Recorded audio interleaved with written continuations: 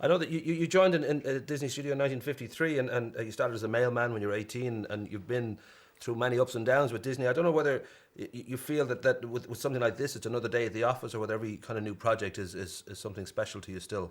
Oh, absolutely. Every new project's special.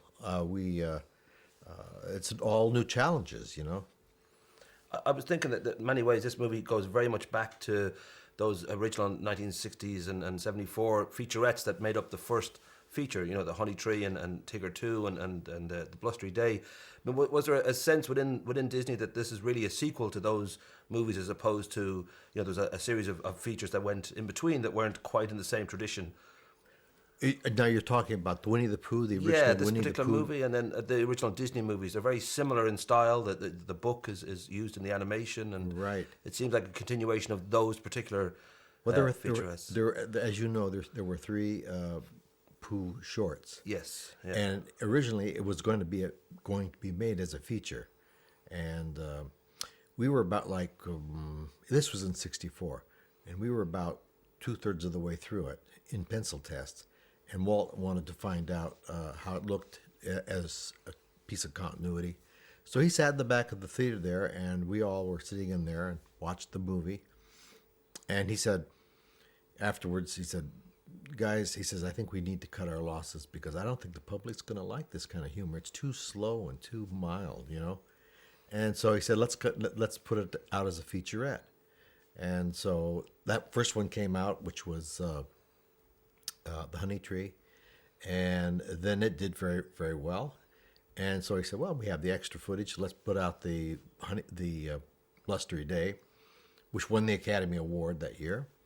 And then we finally decided, Walt had passed away, that, hey, well, why don't we do the third one and then put it together as a feature, which we did then with Winnie the Pooh and Tigger 2. And so that we shot a live action opening and put it together as a package and as the many adventures of Winnie the Pooh. It's said now that Pooh generates as much income as Mickey and Minnie and Donald and Goofy and Pluto combined, that he's a huge, huge success for Disney. Was that obvious early on, or did it take those featurettes to bring that home to you, that this was actually a big, big hit with audiences? No, it wasn't. It didn't happen early on. What happened is after the Blustery Day was released, and it won the Academy Award.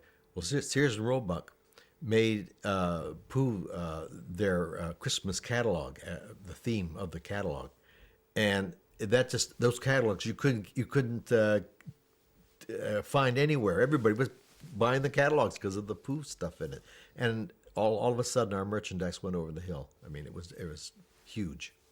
And for you, being head of story here, going back to some of Milne's original stories in his books, and also that the style of the animation is closer to those 1960s and 1974 kind of outings, was that quite restricting, or was it actually quite a joy to recreate what is, in many people's eyes, the original kind of Pooh idea of what they see on screen? I think we wanted to hold on to that the way we had established it early on, where the watercolor look of the backgrounds and the way it was done. We tried to carry it through purposely, the same style.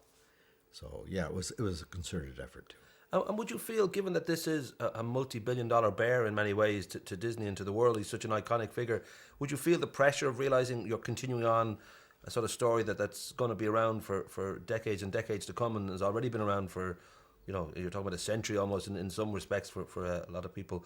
Would you stop and think about that and think this is actually quite a lot of expectation on what we're doing here? I don't know. We'd love to do more of them. I mean, we seriously, we had more fun making this movie, I think, than some of the ones in the past. I mean, this was a real fun project for everybody. I know that I mentioned earlier on that you joined in 1953. You were a mailman for 6 months, and then you started to work as an in-betweener on Lady and the Tramp, and you've been part of Disney's history for a very, very long time. It'll be 50 years soon. Do you feel that there's a new dawn right now with John Lasseter coming in 2006? There's definitely been an upsurge in sort of the sense of a Disney occasion. When an animated movie comes out again, it's a sense of occasion, and certain outings like Enchanted and Bolt and most recently Tangled have certainly been a huge success. I'm guessing it feels like a new dawn again. It does. Yeah. It does. I think we're starting getting our legs back again. And John's been a big help in that regard. And his part of his love for Disney, having himself started out in Disney with Tim Burton and Brad Bird, just as a kind of a young animator in the late 70s, he's sort of always believed in the great Disney traditions, and hand-drawn is part of that. Given that he is the head of Pixar, it seems for a while there the hand-drawn versus computer animation was an issue, but now it doesn't seem. I think it's sort of settled now. It seems to be that they all work, that they're all got their place, and they've all got their pluses and how they work for audiences. Exactly. I don't think it's really the messenger. It's the message, the story you're telling. People respond to the story. I don't think they really respond to how it's done. If the story's good. And very quickly, do you have any favourites? Because I know Lady and the Tramp was your first movie that you worked on. You've been Jungle Book, Rescuers, you directed Basil, you directed Christmas Carol. Right. I don't know whether there's certain movies that just do it for you, that you're favourites, or whether it's hard to pick from such a huge amount of movies that you've worked on. Well, one of the ones that I directed or involved, being able to control, I think I always liked those a little bit better.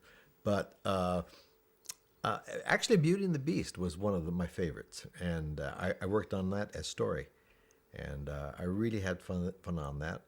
And of course, Pooh. I mean, every time you get a new challenge, it all of a sudden has its own unique things that make it fun again. So it keeps you young. This business, it really does. Good man. Keep up the good work then.